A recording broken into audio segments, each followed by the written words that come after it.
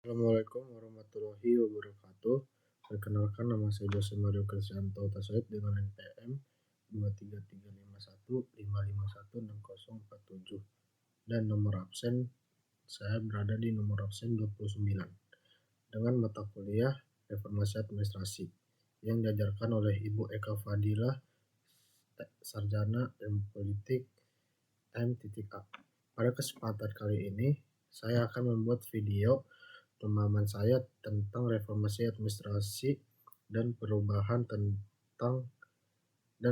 sosial yang saya ambil dari materi 2. Untuk itu saya akan menjelaskan pemahaman saya tentang reformasi administrasi dan perubahan sosial.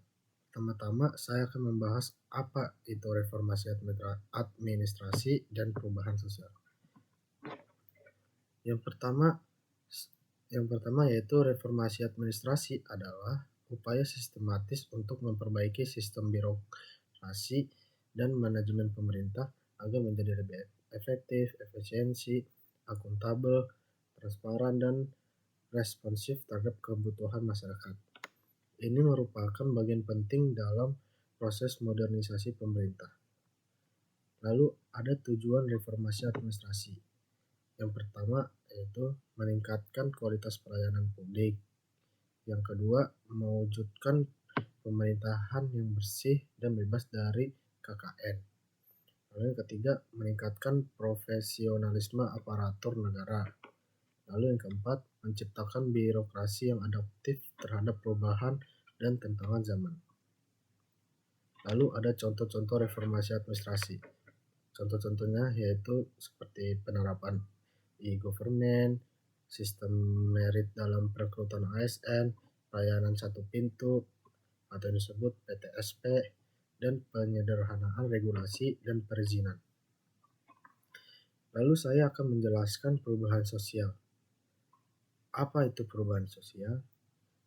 Perubahan sosial adalah transformasi yang terjadi dalam struktur masyarakat, termasuk norma, nilai, institusi, dan pola perilaku yang berlangsung secara berkelanjutan dalam kurun waktu tertentu.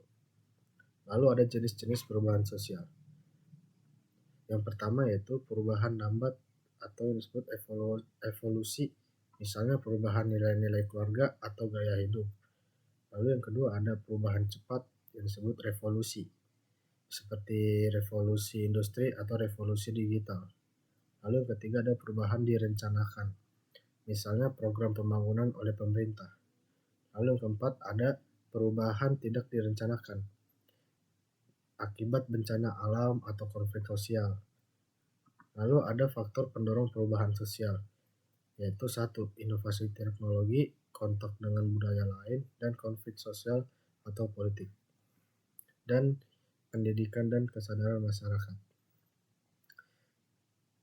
Lalu pembahasan selanjutnya, kemudian secara konseptual dan empirik, setiap negara memiliki sistem administrasi negara yang terkait erat dengan lingkungannya. Dalam kajian administrasi negara atau yang disebut pembangunan, diakui bahwa tidak pernah terdapat sistem administrasi negara yang sempurna, tetapi administrasi negara selalu memiliki permasalahan yang mengganggu tugas-tugas utamanya.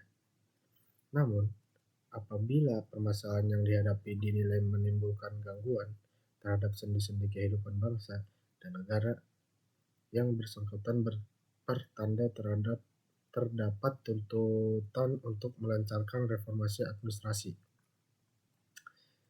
Joseph Nye dan John D. Donohue dalam buku Governments in a Globalizing World mencatat tidak kurang dari 123 negara melakukan reformasi administrasi yang membawa dampak pertumbuhan ekonomi berhasil dicapai bahkan melampaui hasil mereka raih sebelum krisis. Oleh karenanya, reformasi administrasi merupakan bagian yang sangat penting dalam pembangunan negara.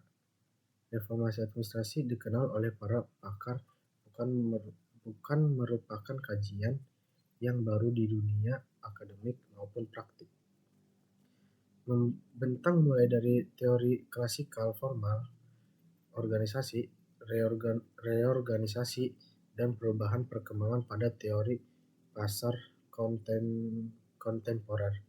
Juga teori elit organisasi yang menghendaki perubahan dan reformasi fundamental dalam struktur dan proses sistem administrasi. Walaupun reformasi administrasi selalu dikaitkan dengan birokrasi publik, reformasi administrasi juga perlu mempertimbangkan kondisi sosial, ekonomi, dan juga politik yang secara signifikan berpengaruh terhadap siklus reformasi. Lalu selanjutnya ada dalam bahasan ini sesuai dengan pandangan Sayden 1969. Fokus reformasi administrasi adalah to improve the administrative performance of individuals, groups, and institutions more effectively, more economically, and more quickly. Lebih dari itu, maka terdapat ukuran efisiensi dan equity dalam mengkaji keberhasilan reformasi administrasi. Kemudian ada beberapa makna perubahan, yaitu 1. Perubahan merupakan pergeseran dari keadaan sekarang menuju ke keadaan lebih baik yang diinginkan di mana depan. Itu menurut teori Potts dan Lamarck. Lalu yang kedua, menurut teori Passmore, perubahan merupakan fenomena global yang sulit dihindari, termasuk terhadap organisasi. Lalu yang ketiga, menurut teori Greenberg dan Baron, perubahan merupakan transformasi yang terencana atau tidak terencana dalam struktur organisasi, teknologi, dan atau orang. Perubahan adalah membuat suatu menjadi berbeda. Lalu, kebutuhan akan reformasi birokrasi muncul karena proses perubahan administrasi yang tidak bisa berjalan secara alami. Gerakan reformasi dimulai dengan menghapus segala hambatan ke arah perubahan untuk melakukan perbaikan. Menurut Jokro Amijojo, perbaikan dan penyempurnaan administrasi negara dapat dilakukan dengan dua pendekatan. Pertama, usaha perbaikan dan penyempurnaan secara menyeluruh. Lalu yang kedua, perbaikan dan penyempurnaan administrasi yang dilakukan secara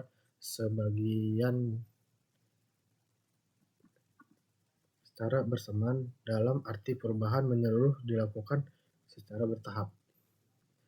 Cara yang ditawarkan ini dapat dilakukan dengan pendekatan berpikir serba sistem atau disebut system thinking. Pendekatan system thinking ini yang dikembangkan oleh Peter Senge 1992 dilakukan dalam organisasi pembelajar atau disebut learning organization. Selanjutnya, faktor-faktor pendorong perubahan menurut beberapa teori, yaitu menurut Huxley, yaitu 1. Perubahan teknologi, 2. Meningkatnya persaingan global, 3. Meningkatnya tuntutan pelanggan, 4. Berubahnya profil demografis negara, 5. Privatisasi kepemilikan bisnis, 6. Tuntutan peningkatan keuntungan dari pemegang saham. Lalu menurut teori Robert Kleitner dan Angelo Knickli, yaitu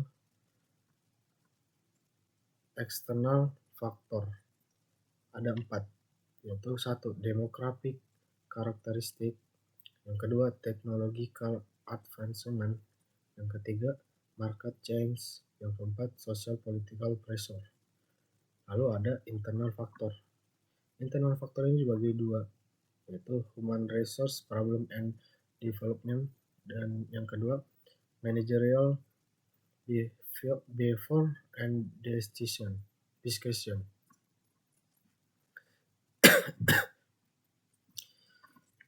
Lalu ada jenis dan tipe perubahan. Perubahan transformasional adalah perubahan metamorfosis yang meliputi segala aspek yang mengandung makna pergantian wujud dari wujud yang satu ke wujud yang lain, seperti proses ulat menjadi kepompong lalu jadi kupu-kupu. Bersifat esensial karena menyentuh nilai organisasi. Perubahan transformasional pada sebuah organisasi disebut sebagai proses perubahan yang bersifat mendasar, strategik, dan menyeluruh atau disebut totalitas. Dan pembahasan terakhir yaitu hubungan reformasi administrasi dan perubahan sosial. Keduanya saling berkaitan dan mempengaruhi. Reformasi administrasi dapat menjadi alat untuk mengelola dan mengarahkan perubahan sosial agar lebih terstruktur dan tidak menimbulkan gejolak. Sebaliknya, perubahan sosial juga dapat menjadi pemicu bagi perlunya reformasi dalam sistem administrasi agar birokrasi tetap relevan dengan dinamika masyarakat. Sekian pemahaman saya, kurang lebihnya mohon maaf. Assalamualaikum warahmatullahi wabarakatuh.